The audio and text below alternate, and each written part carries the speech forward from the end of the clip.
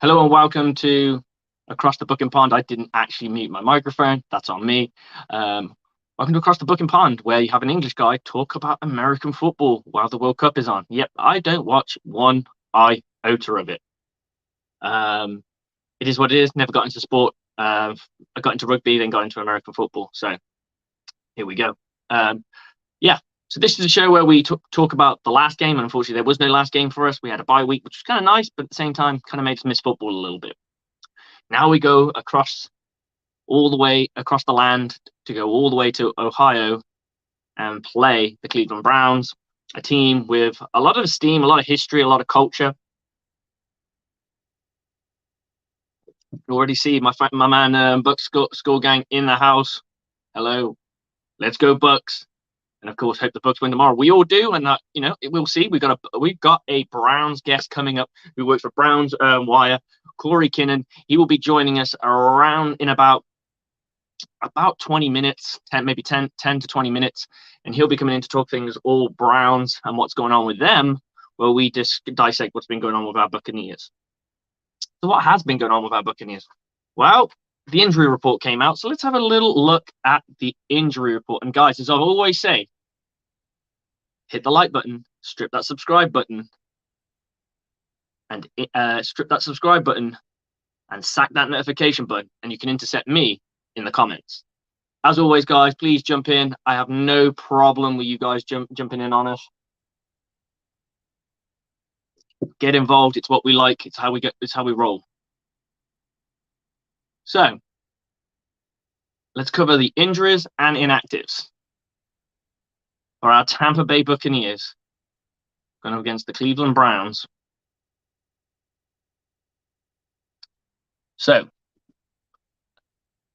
out is Luke Gadecki. Vita Vea is questionable. Leonard Fournette is doubtful. And unfortunately, I can't see the one at the top. Unfortunately, I believe that's Russell Gage. I'll go with Russell Gage. Yeah, I don't see Russell Gage anywhere else. Everyone else is pretty much full go. They have Greg Newsome with a concussion. He will be out. Everyone else on the Browns looks to be in. So that's the inactives, really. Isn't really much else going on there. So let's talk about this. We're going to lose Vita Vea, potentially. Yeah, Fournette is out as well. Yeah, Fournette is out. We will come to. I don't know why. I've actually got a section about about White, so I do not know why that skipped my mind. But suffice to say, we're here now. And Vita Vea is questionable. That's probably the biggest one. In my opinion, having Giovanni Bernard back, he can play the position. Keyshawn Vaughn will be in there as well. So, and then we've got White, who was explosive in Munich. So it's not overly stressful as long as we don't keep banging. We don't play call our way into a brick wall, which is what I've kind of seen. When the run don't work, what do? We run it again. Because running your head against a brick wall, maybe one day you might get through it. You might do. You'll probably get brain damage. But let's go on about the memes of the week. So, of course, we got the festivities of the Soccer World Cup has come up. And, of course, we've had Thanksgiving with the slate of Thanksgiving games. Let's have a little look about these. Allen is just Cam Newton without the swag. I disagree. I think he's got a better arm. I just think he's just having a bit of a slump, to be honest. But it's kind of funny. Hey, you can always count on Thanksgiving people to come out in the clutch to mock the Dallas Cowboys. Come win, come draw, come lose. We like it when they lose more. They will always come through with us in the memes. Another one good one here. Gotta love them turnovers, boys. Gotta love them turnovers. Wilson getting the Jets to 5-2. And I can't tell the difference between a Broncos score and a World Cup score. You know what? It's true. It's kind of pathetic, really. What a miss there. Anyone who's drafted him fantasy-wise, and there was a guy in my league who's now number one because someone drafted him a frigging quarterback. Not enough people vetoed the trade. is what it is, and he ends up getting Tua Tagovailoa when he was put all his chips were in on Russell Wilson, and he could have been right at the bottom of the pack if it weren't for that trade. And of course, they can't win a game since Call of Duty came out too. So there's that. That's terrible, right? And that's just a short space of time. That's not even that's barely 10 years from Geno Smith to where they are now. Not a good decade. Not a good few decades. Tomorrow families all over America. And by tomorrow, I mean just gone. We'll eat, connect, rejoice, and give thanks, and get those ducks in a row because the Detroit Lions will lose for sure. Thanksgiving without Joe Buck is something everyone should be thankful for. I think that's a bit of a big one, so I'll just skip that. And there's a bit too much there. Thanksgiving doesn't officially start until the whole family's going around and are rooting against the Cowboys. Absolutely. Hey, it's Thanksgiving. Shouldn't you guys be in Detroit now losing a football game right now? True. Things you can always count on.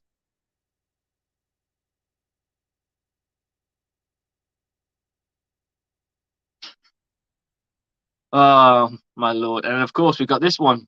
This one's been doing the rounds. Archman and Jack Brady. I think you're going to have to wait a very long time before Jack Brady can make the league at the age of 50. If he's 15 right now, he's probably not eligible to come to school for another 6 to 7 years. So that's way, way in the future. You're probably more going to get Shadur Sanders before that. Arch Manning will probably be a couple of years behind him, and then we'll see.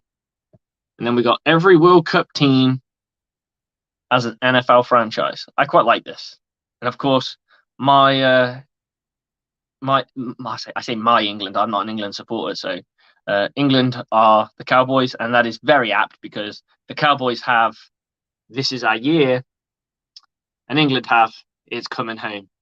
Every single tournament, and here's the thing: England have never won a tournament ever away from home. They won one tournament in '66 where they beat Germany. I can't remember what the scoreline was because I didn't care. Obviously, I wasn't born then, but they raffle on about it. They wheel out the old timers. It's going to get to a point where they're all fucking dead. No one cares. They won it. They won a tournament on their home soil. They got to that Euro finals on home soil and still couldn't get the job done. England don't travel well. They're like pop. They're like a fizzy. They're like a fizzy soda. Shake them up. They go across the globe. And they just fizzle out. Nothing there. But of course, we'll hear the moment they get into the knockout stages, it's coming home. Literally, timelines will be full of it's coming home, it's coming home, it's coming home until they go home.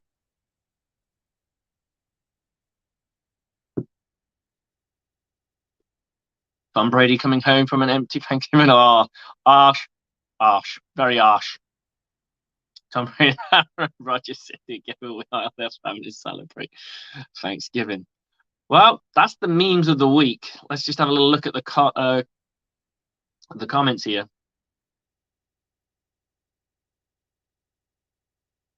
Yep, I agree. I'd like to see this. Hicks and Tryon will be a factor tomorrow for defense without Vita Vea. They will, but they'll also need other people. I mean, I think Hicks plays defensive end and Tryon plays edge. So I'm not 100% on that, but you know what? They'll have to step up for sure, and they will be a huge factor in the win. Of course, we're missing Shaquille Barrett. Buccaneers haven't done anything to change anything there, so it will be probably Tryon and probably a committee of Anthony Nelson and Carl Nassib. And then in the middle of that, I think they'll probably try to stem the blow with I'll do my best to pronounce his name, Derridin Sneat. Derridin. I know the Derridin part, it's the Sneat. I'm not too sure if it's Senat or Senat. Anyway, him and of course number 56, Akeem Nunez Roches. Mama's joy, her chocolate drop. Your boy's probably starting tomorrow, so I hope you're going to be in good spirits, Mama Nunez. And if anyone's on social media, follow Mama Nunez. She is the loveliest, awesome chick on the planet. She is just awesome. And the fact she calls her son Chocolate Drop, I just think it's beautiful. It's so funny to she call a grown ass man chocolate her little chocolate drop. I love it. I love it. But yeah, big shout out to her, and hopefully her boy will have himself a game. I know he's probably craving to go out there and make a big name for himself, and he'll get the majority of the snaps as the nose tackle or the defensive tackle.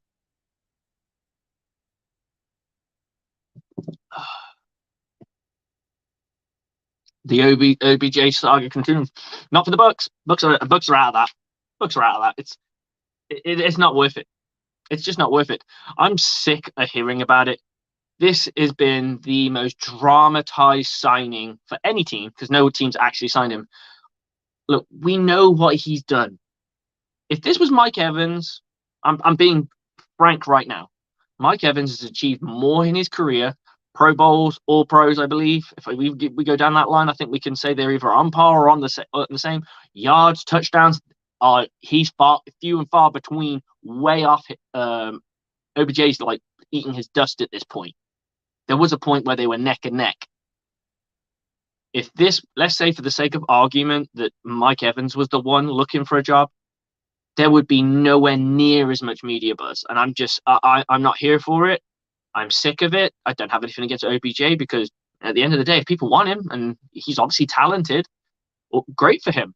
I'm just sick of hearing about it. I've been telling people from day one, he won't be ready till late November. Well, you know what? It might even look like December now. So all these people telling me that the Buccaneers should sign him for what? He ain't going to do nothing.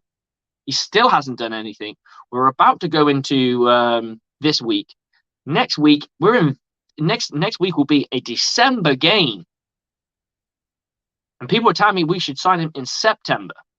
Let's go away with that noise. It's done. He's not going to do anything. Also, take this into account, people. And I feel like I'm beating my head against a brick wall when I say this. You're going to get OBJ. Did you see how long it took for Chris Godwin to get right after his ACL? He was not like Chris Godwin until Munich. He showed glimmers of it here and there. So my question is, when do you see the real Odell Beckham Jr.? He's going to take 4 weeks to get his legs under him. He's got to learn a playbook. He's got to be on it. And yes, they can they could teach him a couple of plays and what have you, and he can go in on those plays and what have you. That's fine. But you won't have him consistently for another 4 weeks on top of when he joins you. Then you don't know how good he can cut and anything just yet because you have to it takes time. He's got to get his confidence back. It's just not worth it. I mean, if he's costing nothing, like, but I've heard stories that not that he wants the earth or anything. He wants to be in a playoff team. He wants to be in a playoff level team, and he wants a multi-year contract. That's a lot of commitment from a guy coming off another ACL. It wasn't commitment for the Buccaneers because they've spent time and effort putting that into Chris Godwin. They know what they got in him because they've seen him every day turn up to practice. They've seen him in every single game. They've got tape upon tape upon tape, and they knew what they were getting. They know his personality. They know everything about him. Nobody knows, other than the teams that have had him in their team, knows what Odell Beckham's really like. So for me, I don't know. It's just I'm not feeling it. You also got to remember that Chris Godwin's still in contact with all the Buccaneers players, so they're talking. Everyone's talking. It's a feel good story. He's a very good, talented guy too. So, look, I'm just saying, people just pump the brakes on this because, if the Buccaneers signed him, I'd be happy because it's another play. It's another player. But I think we actually need him?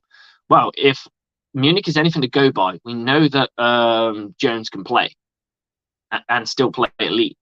So if he continues that train of playing, there's no reason to get excited, go crazy, and throw the book out.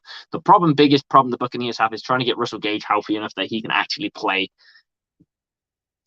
multiple games. And but he's been in and out of injury quite a while now, and that needs to get cleaned up a little bit.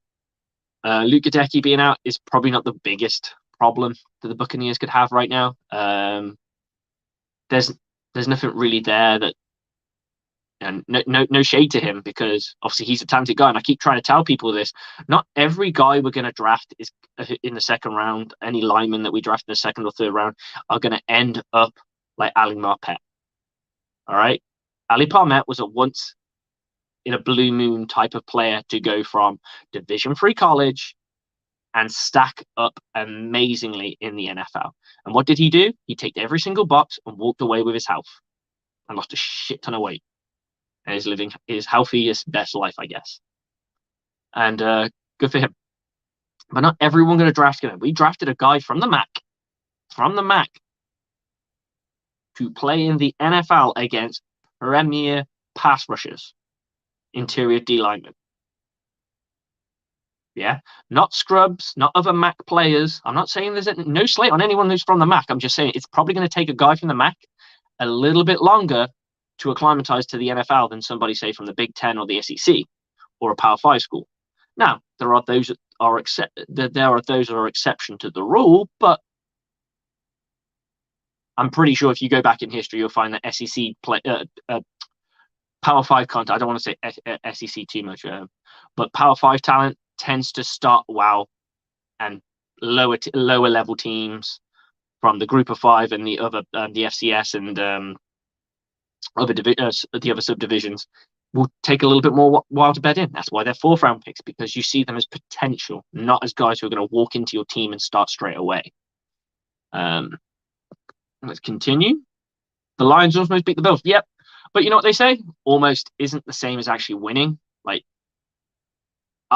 that's a very old school Bucs mentality that I remember when we used to have that mentality. Well, we almost beat the Patriots, or we almost beat the Saints, or we almost beat this team. Nah, there's almost, you either win or you lose. There's no in betweens. Yeah, you can take a little bit of credit if you're having a really crappy year. You can turn around and go, yeah,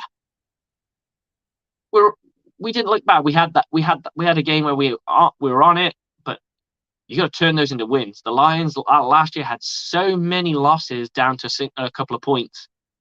Well, you've got to get to a point where you flip them, because if you don't, it doesn't matter if you almost win. Almost winning isn't the same as winning. Again, with the almost, it's irrelevant at this point. Cowboys have now got what, two wins on the Giants. And my friend, who's a huge Cowboys fan, who's been on the show before, James, if he's watching, kudos to you, James. He is probably the most humblest Cowboys fan I've ever met. And he did not see this season going this way. He was like, yeah, we'll be all right. And then when they lost their quarterback at the beginning versus the Bucs, he was like, we're done. That's it. He could not believe his team has got this. But he's hoping for an Odell Beckham signing for sure. He said, we got the money, so why not? Fournette might. Big loss. It is a big loss because he's a power runner. He's got a lot of swagger, and he is a starter at the end of the day. He's been a starter most of his career. It's only been that 1 year in Tampa, the Super Bowl year, that he wasn't really. And then he kind of elevated himself to star just by outplaying. So, when you get to that level, you've just got to crack on with it. And he's done the job so far. Can't complain with him. But the run game in Munich looked nice. And it was nice to get that takeaway of finally seeing. That was probably the closest we had to a fully. What's the best way of putting this? A fully complete team. I'm not saying it's the most complete we've looked this year was probably that game. And then the game before that was probably the Cowboys. Those are the two games where we probably looked the most complete this year. Other than that, we have been either defense, we've been defense. And if the defense has failed, then we were getting blown to pieces. But we're here, we're still going, we're 5-5, and we're still fighting. We're leading the division. Let's just keep going. So we've had a little bit of breakup drama because, of course, no week is complete without Tom Brady's love life draped onto display by the media. Giselle is reportedly dating her jiu-jitsu boxer, and now there's probably a plethora of women going, I can get Tom. I've seen Facebook statuses of women who believe they can get Tom. I don't know if they're legit or they're just having a bit of fun. But there are some stuff I just will look at and go, uh-huh, uh-huh. But hey, and there are talks of him dating this person, dating that person, all these power couples. Look, he's going to get with who he wants to get with. Doesn't matter how much someone looks great on paper. The golf girl who's very, very attractive. I don't know her name, Paige somebody.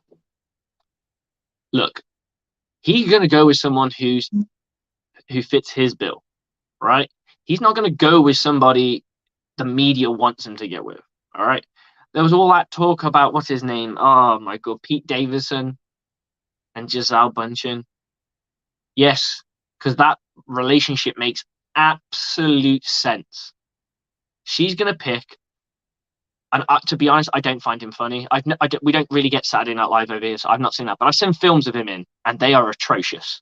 I don't get his comedy. His comedy's been done 100 times before. It's not original. He just plays a wreckhead, a bit of a bum, and he looks a bit like a bum. He looks like an ex-heroin addict. So for me, I don't see it. You can't put Kim Kardashian and her in the same bracket. Like, they may attend the same gala. They are completely different human beings with completely different standards. Think about it, guys. Anyway, we're off the breakup drama. We've had the inactives. All lights on white. There are two whites in this team. I say that, it's a saying that sounds weird. There are two whites on this team, one on offense and one on defense. And that one white is Devin White at a redemption. Some people calling it a redemption game against the Seattle Seahawks, where he got named NFC Defensive Player of the Week, and that was fantastic for him. And the passing of his father was sad to hear. And I'm hoping that my thoughts go out to his family, and I'm hoping that he just keeps going with what he's doing. Make your dad proud, because your dad will always be proud of you. Fantastic from him to turn up to that game, because I don't know if I could. If I'm brutally honest, I don't know if I could function. Maybe not with my dad, but with my mother, for sure. Like, and you got that family member you're close with, you're going to attend work. Then after a couple of days, please, come on, give me a wreck. I know I would be. On a national stage, you got to show up, didn't you? And he showed up. He showed up and he showed out. Hopefully this all gets put behind him. I'm not talking about the family stuff, but the poor play that we did see. There was talks about him being owed an apology. Personally, I always felt the only people who owed him an apology are people who said he should be traded, people who said he shouldn't be in the team anymore. Yeah, if you turn around and just said he was playing like trash, then that's fine. That's an opinion you can have. But to say that someone's not like good enough to be on this team and we need to get rid of him, yeah, you probably do owe him an apology for sure. But that's just my opinion. And then we got Rachaad White, who had that game against the Seattle Seahawks and just literally carved them up like a turkey on Thanksgiving, but not on Thanksgiving, of course. Carved up like a hot knife through butter in Munich. It was a beautiful thing to watch. Honestly, I felt the Buccaneers could just score and score and score when he was running that football, especially in that fourth quarter. That I felt like that should have been capped off. That should have been capped off with a Rachaad White touchdown. That should have been the mic drop moment. But the Buccaneers go into kneel down formation, finish off the game. They've won the game. That's fine. I get it. I completely get it. But I'm a jugular type of guy. Go for the jugular and get what you can, get everything you can. Yeah, if they bit me on the ass on the way back out, then I'll learn from that mistake. But I haven't learned from that mistake yet, so I'd go for the jugular until I have to learn from that mistake. Because we know if the ball could get fumbled, returned for a touchdown, it's a completely different game. But I just felt the way they were playing, the Buccaneers were on fire. And now the lights are on the whites again. They're going to shine. Offense, defense. They have a moment, a chance to really affect the game. White with the ball in his hands, and Devin White going out sacking quarterbacks, hopefully picking some balls off, because he doesn't pick off the ball off very often, and slamming out them getting them fumbles out. I'm hoping to see a little bit more from him to keep this momentum going, and Rashad White just to take it in and show up and show out like he did in Munich. Buccaneers will be all right. So let's go on to the next one. Hopefully my guest will be here. He's supposed to be here now, but I've got no one yet. So I will continue to go until all content has run out, and then I shall be leaving. But as always, we'll have the Buck Wild show at 9 p.m. Eastern with me, myself, and Teresa. So I may sound like I'm repeating myself. I do point out that I am not a drone and say the same thing. But yeah, 2 shows at the same time. We'll get that sorted. I think I'll be moving. I'll move after the season's done. I'll probably across the Buc'n pond will be looking to move to either a different time or a different day.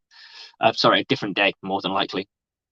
So I just don't bump me and Teresa. I'm not going from one show to another. So can Leftwich dial it up again and keep this momentum going? We know what we saw some good play calling. I saw a little bit of bad, but for the most part, it was an encouraging game to watch. There have been a suspect play calling. He did seem to almost have a formula of a run, pass, run, pass, run, pass. And then when the game gets away from him, he goes straight into his passing. It doesn't feel the play designs attack space on the field, space on the field between the sidelines. It seems to attack the space only down the field. And when your offensive line is struggling, like we've had in the interior, it's getting better.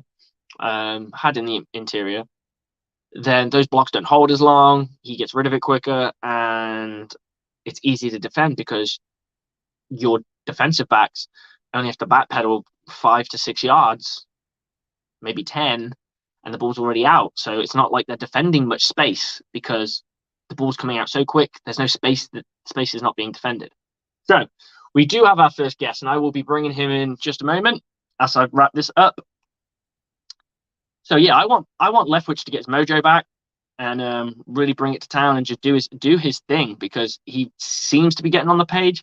Hearing about what he did against the Rams, that he called a run play when there was only 8 seconds left to go, and Tom Brady said, no, I want to run this pass play, and he said, yeah. I was worried about that for one reason only. If you don't get the ball in the end zone, it's game over. If you pass it, you may get at least another. You will definitely get another shot. You may get 2. So my point being is that was a bit of a bonehead call. Without further ado, I will bring in our first guest, the real Corey Keenan. I want to get this right. Welcome to the show, brother. How you doing? Good. How are you? I'm very good. It's very late over here, so I'm actually at my in-laws' house. So nice. I'm away from home for the holidays, so I've got a weird backdrop, but I'm doing the best I can over here. Mine's always got booze or something with my wives in the background, so I've just got to deal with it most of the time because it's the quietest room in the house, and they're all asleep now. So Love it. So let's talk about the Browns. You cover the Browns on the Browns Wire, is that correct? Yes. I am the managing editor of the Browns Wire for USA Today. Yeah. Awesome. So tell us how you got into that and how you like do what you do. Yeah. So that starts going back a few years. So I first started writing on the Browns. Oh man, would have been after Baker Mayfield's rookie season, when everybody thought Baker Mayfield was the guy. Like he lit it up. He came in, ended that terrible losing streak. So there was a lot of buzz about the Browns back then. They had just fired Hugh Jackson. They rattled off 5 wins of their last 8 games with an interim coach. So I was like, yeah, I could get into this. So I started just my own little blog that used that to leverage a job here, and then leverage a job there, just keep building that resume. And finally, it's paid off to the point, I've worked for Fansided, I've worked for 24/7. Sports Illustrated, I've written for all those places, but I'm finally in a place where I feel like, yeah, I'm gonna be here a while with USA Today. So, but yeah, I just do my best to stay on top of any and everything Browns there, as well as do my best to bring in some film work, some analytical studies, some analysis, and some things like that. So yeah, it's been a blast so far. So I really enjoy doing that work. Absolutely, and you cover the draft as well because I've been looking through your Twitter feed at the moment, and you're talking all things draftable right now. So are you looking at Browns players or just in general the draft? Yeah, so I do a little bit of both. Obviously, for Browns Wire, I'll write up some, obviously defensive tackles is a big one in Cleveland you'll hear about. So, I'll write up some defensive tackles for the Browns Wire. But last year, actually, I dropped my first ever draft guide. So I wrote up 160 players and released a draft guide last year. So I'm hoping to do that again. So some Brown specific stuff, but largely towards that end goal of building another draft guide and selling that once we get to that point in the off season as well. So yeah. Awesome. So I do a quick fire round just to kind of get to know my guy that I'm chatting to. I'm just reel off questions. Just answer them as honestly and as quickly as you can. It doesn't really mean it's just a bit of fun. We can go now if you're ready. I'm ready. I'm ready. Juice or soda? Oh, juice. See, I got you. You were ready. I was ready. You were ready, but then I stumped you with a question. I thought I was ready. Yeah, juice or soda? Juice. Juice. Okay. Greatest running back of all time. I think I know the answer to this. Jim Brown. Of course, the great. Is my guy. College or NFL? Oh, NFL. Best Thanksgiving side.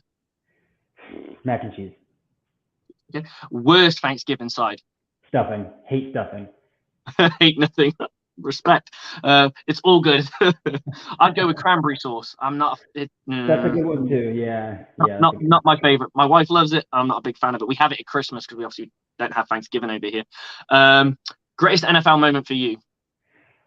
Oh man, it's a Browns fan. I have really got it. That's like one you can't really rattle off as a Browns fan. It's been not a lot of. I would say their first playoff win against the Steelers. Yeah, that's got to be a big moment. Yeah. That playoff win against the Steelers is a huge one. That was an absolute rout as well. It wasn't like you guys scraped the win or it was like a dog in the fair. You took your shots. They were up 28-0, 12 offensive plays into the game, so it was absolutely. And in that draft with Baker Mayfield, was there anybody else that I know it was a bit of a weird one because a lot of fans felt there were other quarterbacks that were better than Baker Mayfield. Did you feel this, or were you like, nah, I can see Baker? Because I always say the hardest position to judge in college football is quarterback. Yeah, for sure. I understood the Baker pick. I'm more of a guy that will rely on tools, and so I was a Josh Allen guy. Like I saw the mold, I saw the blueprint. So I was a Josh Allen guy. Hindsight favors that as well, but Fair enough. As long as you had him in your mock draft, then you're good to go. You know what I'm saying? Because there are people out there going, "Oh, this Josh Allen kid, I always liked him," and then you look at that draft, it's Josh Rosen, and you're like, you didn't really though, did you? People back then were sold on Sam Darnold. Like they were devastated when Sam Darnold wasn't the pick. But this is the thing that's just the draft. I mean, I always try and go with I actually liked Zach Wilson because he was from a smaller school that did really well. And I'm like, okay, that shows moxie. It shows talent. He's not got just super amazing talent around him. He's not an SEC quarterback with a draftable tight end with all draftable players around him like a LSU would have. So I was like, okay, this guy must be good and I didn't watch a lot of his stuff to be honest, but that was where I was going. That would be the kind of guy I'd go for. And right now it looks like I dropped a ball. So best current Brown. Current Myles Garrett. Oh my gosh. Myles Garrett, yeah. We'll get into him in his comments later. Best candy. Ooh, Reese's. Good choice. I'm a big fan myself. Coors Light or Bud Light? Coors Light. I'm the same. Miller's the top choice. That's what I've got tonight. Miller's my top choice. Yeah. Advertising, of course. Other drinks are available, everybody. I've got myself a rum and Coke, so I'm keeping it simple. But yes, Miller Lite. We don't get it over here very often. We get Coors Light, and it's much better than Bud Light. Who will get the first pick in the draft this year? I'm going to say the Houston Texans. I think that's a safe bet. There's a couple of other teams that might be in the conversation for that, but they are probably the safe bet, to be honest. Greatest Brown of all time.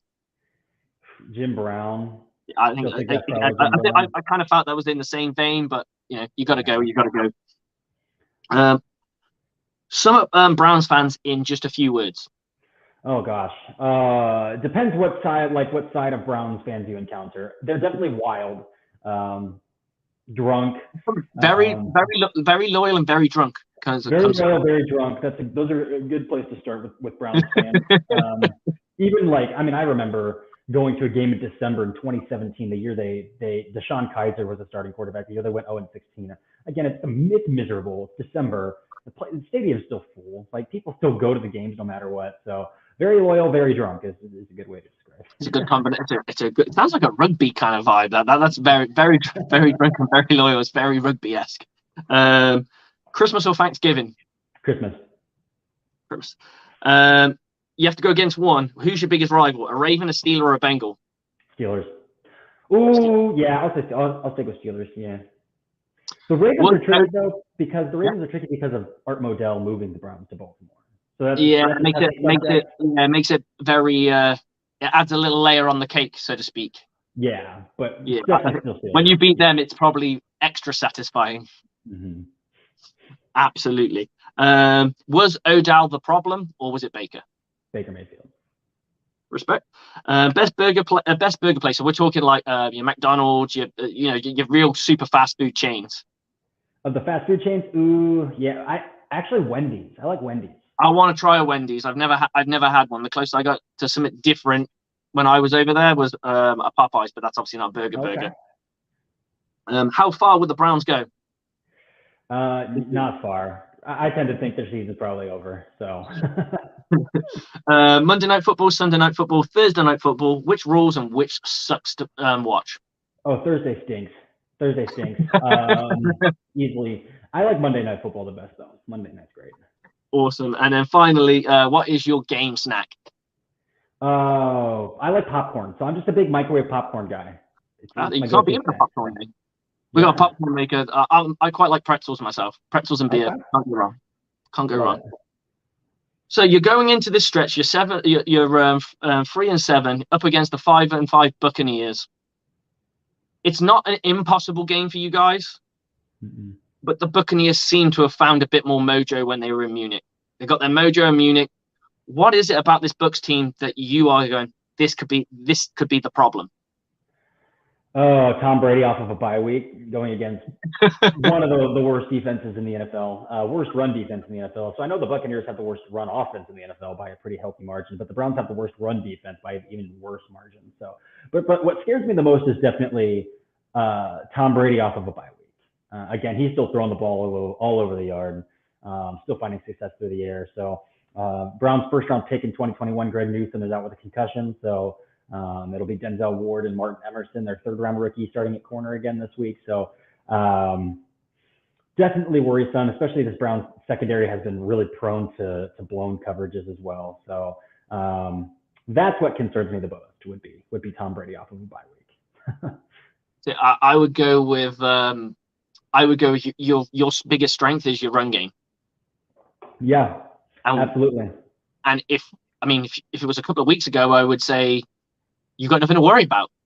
But we seem to have figured it out again. I think it's the arrival of Akeem Hicks has come back into the team, Mm-hmm. and the run. We stopped Seattle. I know Seattle's not the greatest runners of the football, nor are the LA Rams, but it's something to kind of get it going. And when you go up against a team that's their bread and butter, you kind of almost, if you're a defensive play caller, you're probably sitting there licking your lips, going, "If we play like we're supposed to play, they've got no chance because we're going to make them throw the football." Yeah. And that's usually what the Buccaneers tend to do. Teams tend to abandon the run. Sometimes I wish we would abandon the run when we're going run, pass, and we're going freezing out. But it is what it is. And but I love hearing people's perspective on these things. So the Browns have had a rocky season with three wins, and against one of the wins being against one team with a winning record. I don't think they had a winning record at the point, but you beat the Bengals. Yes, the Bengals, Yes. and they've got a winning record now. With Deshaun Watson coming off suspension, it feels like the Browns are not looking at this year, like the way they've structured his contract, the way that you guys aren't performing on the field right now. It's not like he's going to come in and be the Messiah and just go bing, bang, bong, and you guys are just going to go, yeah, we're playoff bound, done. It feels like more like you're going, it's not this year, it's Mm-hmm. next year. Yeah, maybe it's just a little bit of coping, but it's easy to say that now. But I said coming into the season, if they can find a way to win 5 games before these last 6 happen, if they can find a way to win 5 games with Jacoby Brissett, I feel okay. I feel optimistic of maybe going 5-6 because if you look at the back end of the Browns schedule, they have 3 divisional games. So, Mhm. they're still 2-1 in the division, but their overall record really hurts them. So, like, Yeah, I 3 mean, divisional really, games, you still got a chance to win the after division. us, the you've got the Bengals and Ravens, and then that's Mm-hmm. it. Everyone else has got losing records. Yeah, and then it's the Commanders, it's the Texans. There's another team that I don't remember who the other team with the losing record is in there, but You got Texans, you go Bucks, Texans, Bengals, Ravens, Saints, Saints. Commanders, and then Steelers. So you can, I So mean, if you turn a couple of those around, yeah, you're absolutely right. You could, you're looking at a different season. yeah, exactly. So I thought if we can get to 5, but they've had meltdown after meltdown, a missed field goal that would have won the game against the Chargers. They gave up 2 scores in 2 minutes against the Jets. That they were up 31-17 with 2 minutes in that game left and lost it. So um, they've had some really bad blown losses that just you know. So I can't say with 100% certainty, like, yeah, they punted on 2021. But where we sit now, it's easy to say, yeah, they punted on 2021 because they're 3-7. But definitely, the circuit starts on Monday. Watson comes back to practice. Well, he started back to practice, but he's starting, next week. So the fiasco is really going to start media-wise. So we'll see what this Sure. team's made of. If they can block out a lot of the noise, things like that. But I mean, there's no doubt in my mind he's a better quarterback than Jacoby Brissett. They've gotten really good production out of Jacoby Brissett, and part of me hopes that they find a way to rally around Jacoby. This last game, it's his last start of the season. He's been very operational for them. So if there's anyone to blame for this season, it's not Jacoby Brissett because I think they've gotten more production out of him than they could have ever hoped for coming into the season. I think you might be right. When we were talking about how you see the Bucs game going and things like that, you were worried about, you're talking about your defensive secondary. You weren't talking about how your quarterback was going to play. You're talking about other things, and that always shows confidence when the media, or people who are clued into the media, want to talk about other things than the quarterback, because usually it's slam on the quarterback because that's the easiest thing to do, right? Your quarterback's not playing well, we'll throw him under the bus because our quarterback's substandard. What can we do? We've got one. We're playing with one arm tied behind our back. What can we do? But you're not. You're saying there's other things that you feel personally that the Browns could be better at that would help you win games, like the defensive secondary, like a defensive tackle, the defensive tackle position, and stopping the run.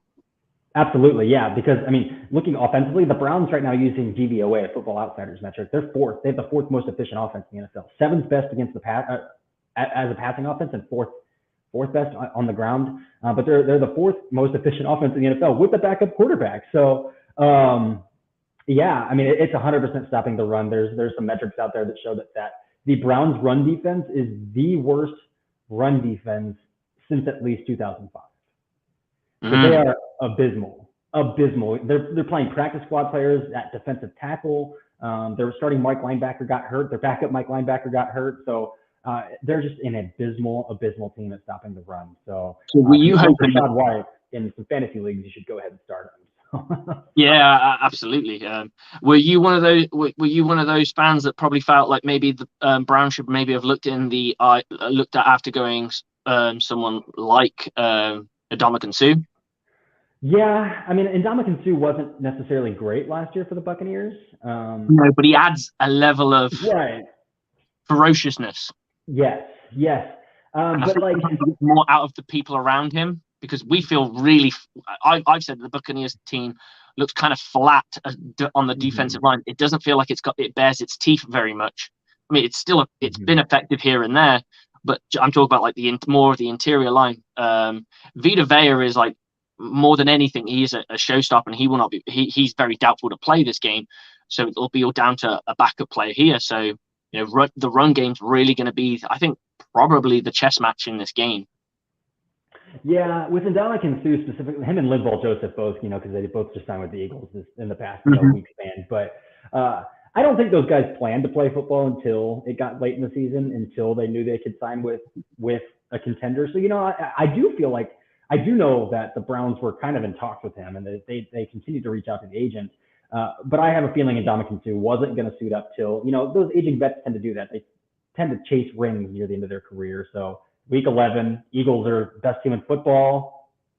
Yeah, let's sign there. Absolutely. Yeah. So I don't think either of those, because they're both in their mid-30s. I don't think either of them intended to play a full season in football.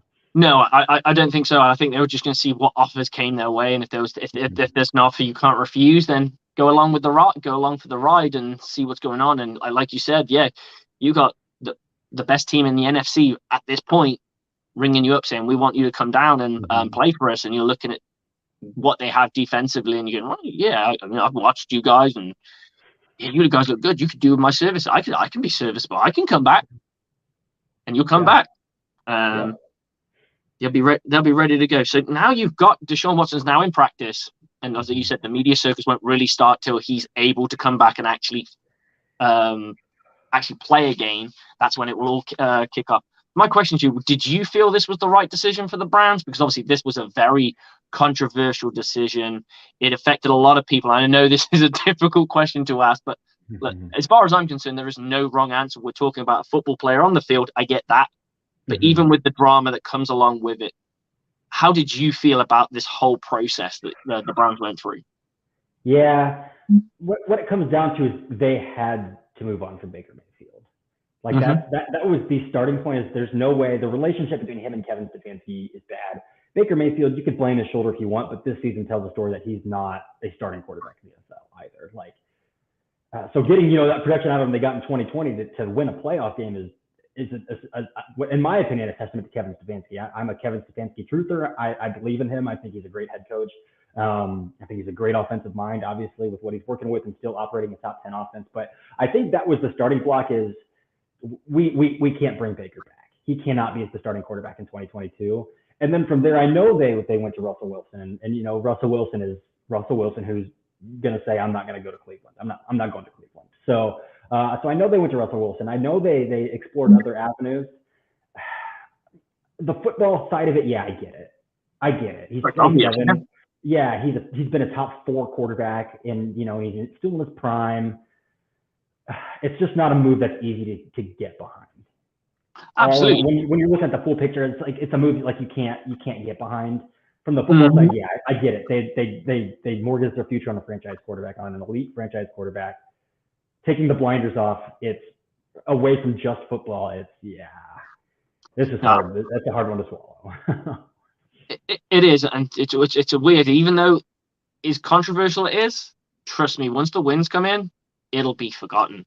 It won't be forgotten. It'll get brought up, especially if a Super Bowl happens. That it'll be brought back up again, and it periodically will come up throughout his career. That's just the way it's going to be until everything gets sorted, and it'll probably never get sorted. And Brown fans unfortunately have to stomach that to a degree. But sometimes winning can cure everything. Sometimes some dodgy stuff can go down, and people go, "Yeah, but we're winning, so we can just." It's a horrible pill to swallow, but we'll have to swallow that pill. Yeah. And unfortunately, that's where we're at. Again, he's only 27. Tom Brady's 43, 44 still playing. So there's a real possibility that we're going to have Deshaun Watson in Cleveland for another 10, 15 years. So it's just something that. I mean, a lot of the fan base did say, we're out. We're not, here's our season tickets back, whatever. It's hard for me to have one player of 53 dictate. One, I get paid to cover the team, so I'm not going to let one of 53 steal money, allow me to not bring money in for my family. I'm not going to allow one of 53 to ruin memories I have with my dad and my grandpa watching these games growing up, things like that. So it's a hard situation, but with all that being said, I found so much joy in covering Jacoby Brissett, this person. That's a fantastic.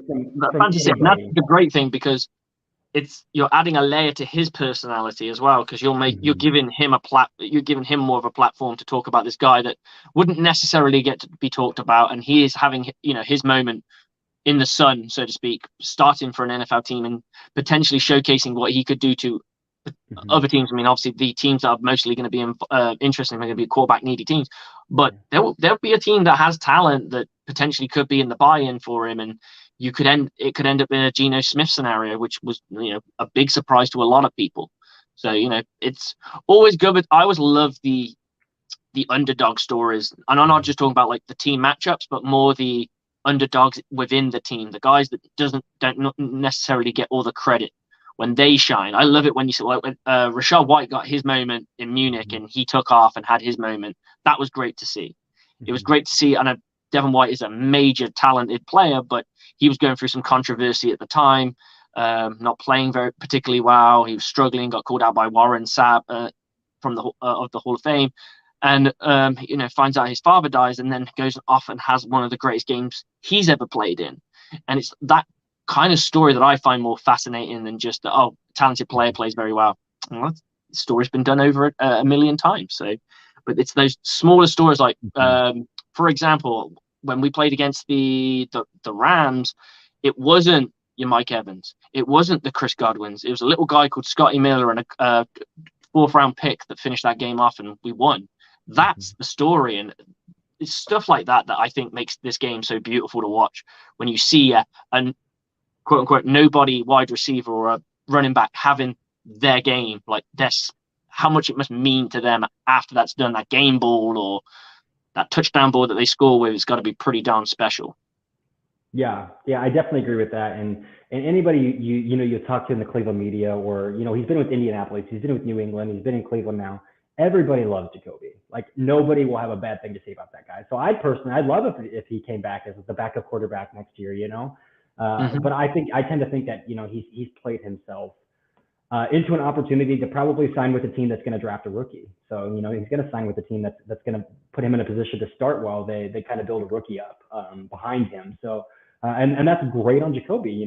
He put himself in this position to the like the Panthers or the Giants or the Jets who just pinched Zach Wilson. So a team like that, he's put himself in that position to say, I can start in this league, and I've shown it over. Here's an 11-game sample size where, the numbers aren't crazy. The touchdown to interception ratio isn't crazy, but the efficiency metrics that everybody subscribes to now, like he's a top 12 quarterback this year in those metrics. So I do my best to find those glimpses as well. Surrounded by talent is what you want, because a lot of people pay the big money for the quarterback, and that does tend to bite you in the ass with the talent that you're going to have to put around them. That's why Brady's successful. Everyone knows Brady's successful because I'm not saying he doesn't take enough money, take a lot of money, because he has it put in a way that it's all guaranteed, so therefore it doesn't count against the cap. It's all done manipulated, a way of manipulating the cap, so therefore we know he's not going hungry. It's not like he's given up his actual money, but he probably takes a slightly lesser contract than someone of his stature should, and then on top of that he gets it reportioned into signing bonuses and what have you to allow these players around him so he has better talent around him. It's just unfortunately Bill Belichick felt that sparking up the defense was more interesting than sparking up the offense, and it has come back to bite him. Like, he's got a great defense, and he's always going to be known for having a great defense, but he cannot. You've got to win with the offense these days. Right. You can't lose if you score more points than the other team.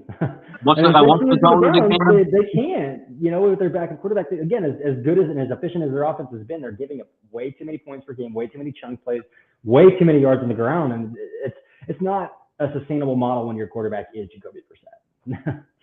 So you get paid to cover the team. I've got a question for you about the whole Deshaun Watson thing. What is the vibe from the media? Like, I don't know if you've had much chance to cover him, speak to him, or get involved in press conferences with him. What's the vibe around the beat writers, and then the fans as well? What's the vibe kind of going on with him? Is it very mixed? With Watson, everybody, there is like this anxious anticipation, I guess you can say, because from the summer it's always been like, when week 11 gets here, or week 12 gets here, when week 12 gets here. And now we're finally there. Like, obviously the Buccaneers are next before that, and it's Jacoby's last start. We don't want to look past that, but so we're finally at that point. And again, where the Browns sit at 3-7, there's a lot of questions is bringing Deshaun in really going to solve all the problems? And no, it's not. Like, Deshaun Watson's not going to solve the practice squad players playing defensive tackle. Like, things like that it's not going to stop the run defense, the floodgates of the run defense, but like, I think there's also, everybody knows Kevin Stefanski's going to get one more year as well to prove it. He's not going to get fired based off the performance of a backup quarterback for 11 games. But there is this energy as well as like, well, is Kevin really the guy? So I think these last 6 games with Deshaun Watson can answer some questions that might not need them to be answered in the offseason, I guess. So, there are a lot of questions of, is Watson going to solve all the problems? Like, what's this team going to look like even with him? Like, are they going to win games? Are they still going to be, mismanaged in game? Like, what's the question? What's the solution? So, so I would say there's like an anxious energy, but it's an opportunity for the Browns to at least shut the door on some questions over the last 6 games before going into a long offseason. And how much pressure is on Deshaun Watson when he does come in to start winning? Oh my God. One, yeah, they're 3-7, and the Browns have mortgaged 3 first-round picks, 2 second-round picks in this guy. So yeah, there's a lot of pressure from the front office, from Andrew Berry, the general manager, from the head coach Kevin Stefanski, that you guys signed up for this, you advocated for this. So there's not only a lot of pressure on them that this Watson thing needs to work out, but for a guy who hasn't played football in 2 years, for a guy with so much going on off the field,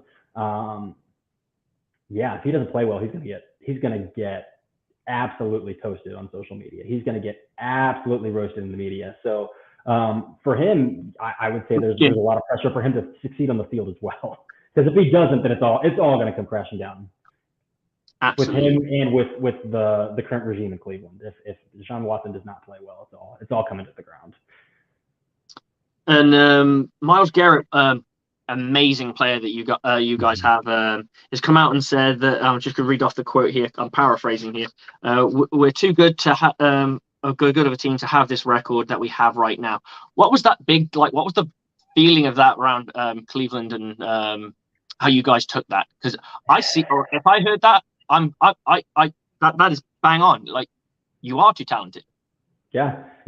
I mean, personally, I agree, and I think all of the media agrees. We've got Myles Garrett, a top 3 defensive player in the entire NFL. Like, he's unprecedented, the type of things he can do at his size. Denzel Ward is coming off of a top 5 season as a cornerback, got paid, and now he's regressed hard. Jeremiah Owusu-Koramoah has regressed a little bit after a promising rookie season. John Johnson was the highest paid safety a couple of years in free agency last summer, and he hasn't panned out. So there's a lot of talent on that defensive. Jadeveon Clowney as well, another former first overall pick opposite Myles Garrett. And he's their best run defender, but he's on a 1-year deal, and it's like, okay, well, we got to replace Jadeveon next year. So if it's not looking good with Jadeveon, that's another question. So I think we all agree with it. Myles gets a lot of flack from the fan base. He's getting a lot of, he's a one-trick pony. He's not a good run defender, overrated. And he's also very outspoken in the media. And so a lot of Browns fans have kind of put a target on his back this season. But I don't mind it. Again, he's a captain. He's a leader on this team. If a coach gets called out, then call a coach out, whether that's behind closed doors, whether that's, a little bit in the media. It's your job to step up at some point. And so I think Myles is doing a good job of that. Everybody in Cleveland knows that defensive coordinator Joe Woods is a dead man walking. Everybody knows it. They're not going to fire him mid-season, but he's probably gone. He's gone. So everybody knows it. So they're just trying to do their best to pick up the pieces these last 7 games and see what they can do. and that's fair. And that's how I see what his comment is, pretty much what you've summed up, in the sense of he's frustrated with how much he sees the talent. He knows he's looking left to the right of him. He knows the guys that he's working with day in, day out. He knows the talent that's available to this team, and he knows the talent that's available on other teams because he's either beaten them or he's playing against them, so he gets a measure of that talent. He's watching the film and he's like, we're better than these people, but we're not putting up the wins and losses. And he's frustrated. I think the argument here is he probably could. It depends on the context as well. Was this just a question that someone asked him and he just answered it honestly? Then there's nothing wrong with it. If he comes out and types it up on social media, or he comes up and blurts it out in an interview with no question asked, then yeah, it's a problem. People always forget the context. They just look at what was said. And I think in this case, it was a question that's probably, I'm not 100% sure. You might be able to correct me on this one. There's more of a question asked rather than him just blurting it out. Yeah, I would agree with that. I think at least there's a little bit of panic in my heart, as well as of Myles Garrett has been through 4 defensive coordinators already. How much more is Myles going to take in Cleveland you know what, man, I gotta see what else is out there. So there's a little bit of that panic in my heart where it's like, okay, we're in danger of running off, you know, again, a top 3 defender in the entire NFL. But Miles, everybody knows Miles is a leader in Cleveland. He's a good guy in the locker room. People give him, again, people crush him again. He got in that car accident, so people think he's selfish. You know, why was he driving that fast during the season? You know, it's his own fault he missed it. So there's a lot going on where Miles is a complicated character that tends to bring out both sides of the Browns fan base. You could say the same with JPP when he was with the Bucs. You know, there was some questionable stuff that he did when he was with the Bucs, and I'm talking questionable like driving his Ferrari around and get it wrecked and what have you, and crushing his hand or what, all the things that he's done it throughout his career, whether he's with the Bucs or whoever.